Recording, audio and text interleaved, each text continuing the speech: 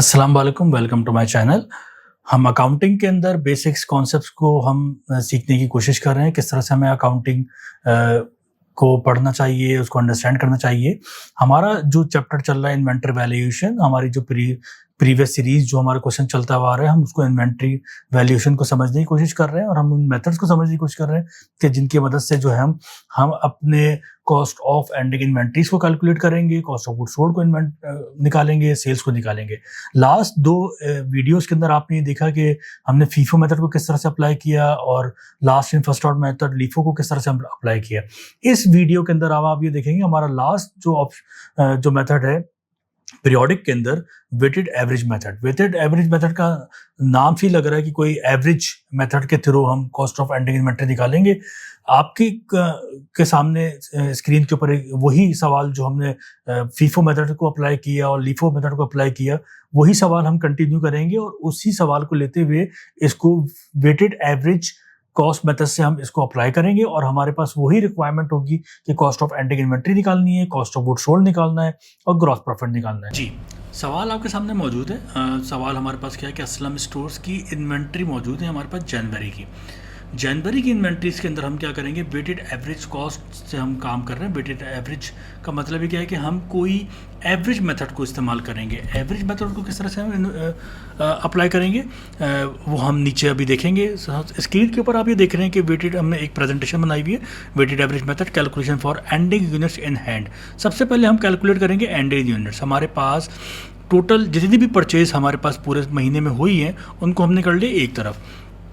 1 जनवरी को हमारे पास परचेज हुई है, 10 जनवरी को परचेज हुई है, 20 जनवरी को परचेज हुई है, 28 जनवरी को परचेज हुई है। दूसरे कॉलम में हम ये देख रहे हैं कि हमारे पास यूनिट्स कितने हैं, 500, इसके पर यूनिट है 20, 300 पर यूनिट 24, 334 और 532 यूनिट्स। अच्छा, इन सबको अगर हम मल्टीप्लाई कराएंगे एक एक करके 500 को मल्टीप्लाई कराएंगे 20 से 10,000 आ गया, 7,200 आ गया, 10,200 आ गया और 16,000 आ गया। इन सबको अगर हम ऐड कर लेंगे तो हमारे पास total purchase available for sale आ रही है 43,400 रुपीज़। इसका मतलब क्या है कि हमने पूरे महीने कितनी परचेज की है, 43,400 अमाउंट की।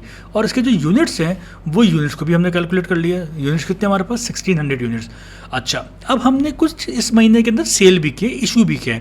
अगर सवाल के अंदर इशू का वर्ड यूज़ हो रहा है तो इट्स मीन कि इन्वेंट्री के अंदर इशू उसी वक्त होता है कि जब हम सेल कर रहे होते हैं।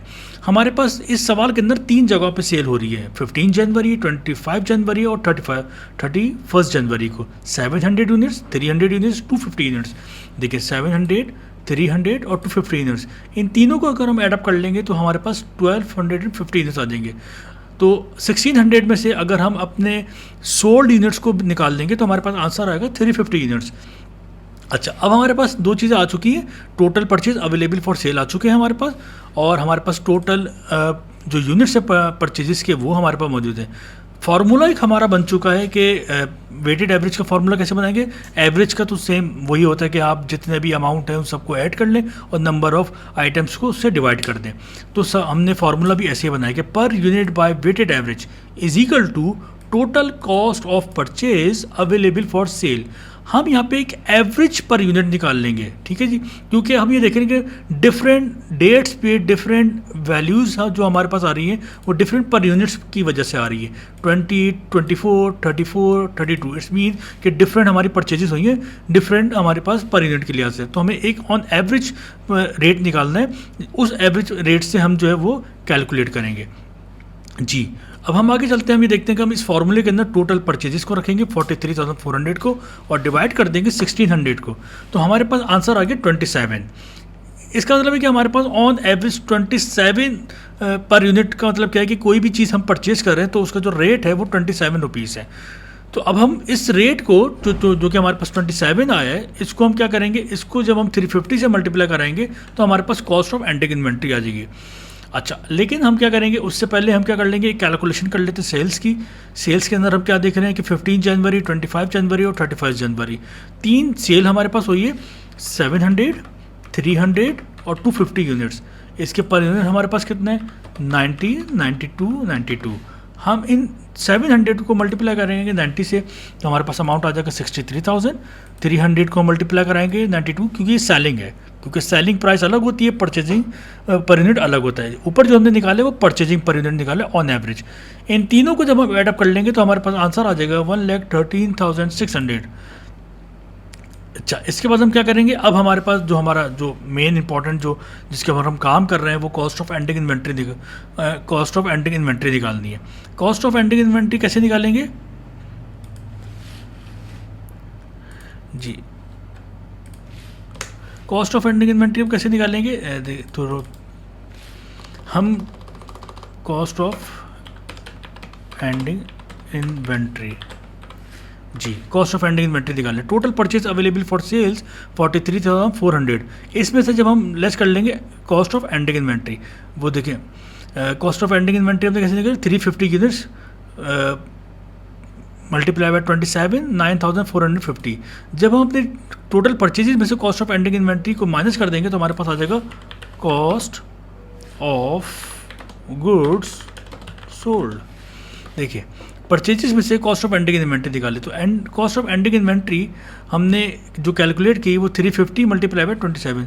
हम यहाँ पे भी लिख सकते हैं कि कॉस्ट ऑफ एंडिंग इन्वेंट्री कैसे कैलकुलेट की, हमने 350 यूनिट्स 27 का इसका पर यूनिट था तो 9,450 आ गया। तो ये हमारे पास एक सेपरेट भी हो गया जो हमने इसकी कॉस्ट निकाल ली है।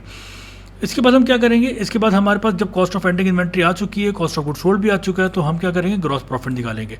सेल्स हमारी है, सेल्स हमारे पास कितनी है, सेल्स हमारे पास है 1,13,600। इसमें से लेस कर देंगे कॉस्ट ऑफ गुड सोल्ड, और हम इसमें से जब कॉस्ट ऑफ गुड सोल्ड को लेस करेंगे 33,900 जो कि हम ऊपर निकाल चुके हैं, तो हमारे पास आ जाएगा 79,650। इस वीडियो के अंदर हमने जो weighted average cost of method से हमने कॉस्ट ऑफ गुड्स सोल्ड निकाला, कॉस्ट ऑफ एंडिंग इन्वेंट्री निकाली और ग्रॉस प्रॉफिट निकाला। पीरियोडिक मेथड से तीनों को हम अप्लाई कर चुके हैं, FIFO, LIFO and weighted average. हमने इसकी कैलकुलेशन देख ली है। अब जब हम नेक्स्ट वीडियो की तरफ जाएंगे तो हम ये देखेंगे कि सवाल में किस तरीके से जर्नल को रिकॉर्ड किया जाता है, परचेजेस को कैसे रिकॉर्ड करेंगे, कॉस्ट ऑफ गुड्स सोल्ड को एंट्रीज के अंदर कैसे रिकॉर्ड करेंगे, ग्रॉस प्रॉफिट को कैसे रिकॉर्ड करेंगे, ये हम नेक्स्ट वीडियो के अंदर सीखेंगे।